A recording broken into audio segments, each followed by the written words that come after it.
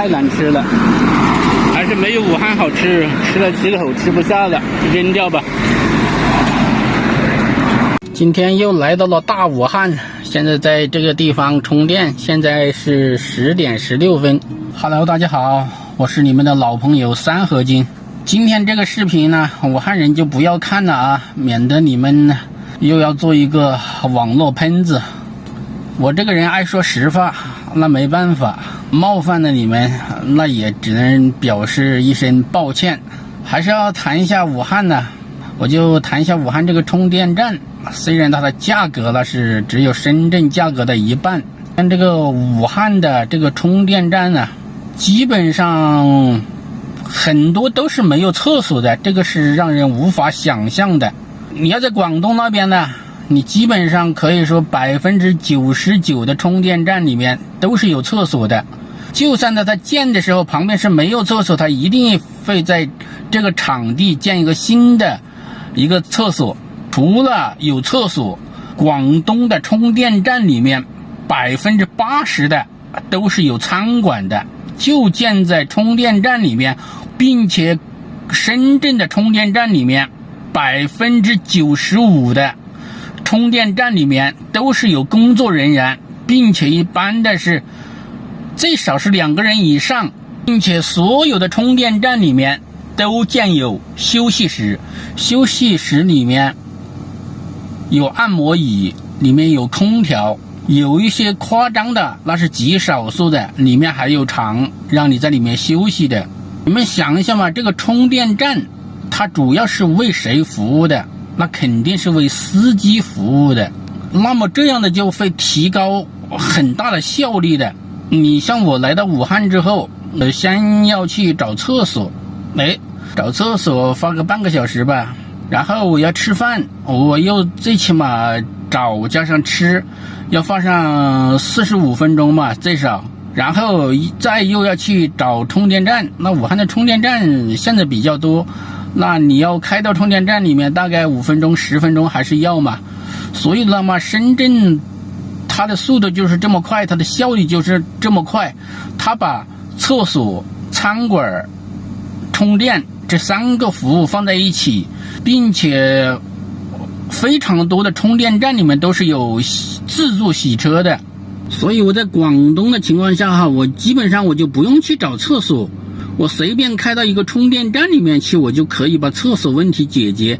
因为我开到充电站里面去，我这个车子刚好可以在那里面停着，所以一般的情况下我都是开到充电站里面去上厕所的，并且基本上所有的充电站哈，可以说99%的充电站里面都是可以免费停车2个小时的。当然深圳也有它的问题，最重要的一个问题啊，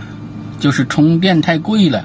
因为它便宜的时候它只有中午的12点钟到2点钟，虽然充电站是很多，但是它这个便宜的电价它只有中午那2个小时，所以有的时候你把车子开进去之后，那里面已经有很多人在那里充电，那你就需要排队，这是一个很大的一个问题。然后深圳晚上的那个电价就非常便宜了，12点钟到早上8点钟，但是一般的人谁会晚上12点钟到早上8点钟去充电呢？那我是从来没有说充过那个3毛3的电的，3毛3的电比我现在我农村老家的那个加充的那个还便宜，但是我一次都没充过。我基本上充电在广东都没有低于9毛钱以下，但是我这个车子是每一年送1000度电，所以就是说有的时候是高峰期的时候我也会去充电，因为他送的是电，他送的不是钱，所以你不管他是多少钱，他哪怕是1度电50块钱，你去充也没关系，反正它是算度数的。另外呀，我还是要说一下这个厕所的这个事。上次我不是说找不到厕所吗？那很多粉丝给我留言，他说武汉很好找厕所的，你可以去地铁，可以去商场，可以去 KFC， 可以去麦当劳，可以去网吧，可以去建材市场去上厕所。这个我一听了之后，我就感觉我闻所未闻哦。厕所是一个城市的良心，厕所是一个城市的明信片。如果大家都去商场，都去地铁，都去网吧，都去建材市场，都去 KFC， 都去麦当劳去上厕所，那我请问这个城市还需要建公共厕所干什么呢？据我所知道的哈，一个城市要被评为文明城市，每一年建了多少厕所，这是一个城市衡量的标准。难道武汉就没有这个标准呢？不是说我纠结在这个方面哈，你看我去哪个城市，我首先我都是去拍那个城市的厕所。我去非洲，你看我之前有个视频，我说那个非洲那个厕所连门都没有，那里面的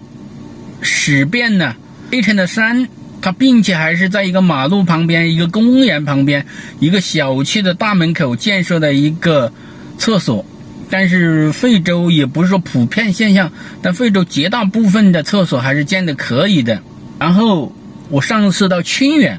我也拍了他的厕所，现在的厕所都是自动化的厕所，都是智能厕所的。我们再去看一下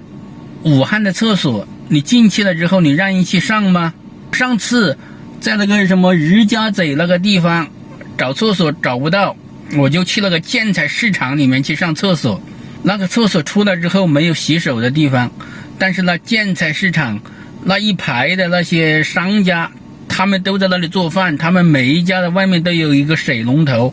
我上完厕所，他那个厕所门口连洗手的地方都没有。我想去借用一下这些商家的这个水龙头洗一下手，我又不好意思。真是现在很多的城市啊都有智能厕所，你就在里面吃饭都没问题，因为好多厕所里面呢就有工作人员在里面，一天到晚就在那个厕所里面呢。现在的厕所真的是非常的卫生干净的，但是你看有一些地方的厕所，你让人在厕所里面吃饭吗？并且厕所啊一定是要建在公路旁边。你看现在很多那些旅游自媒体的，他要在外面过夜，他一定要找一个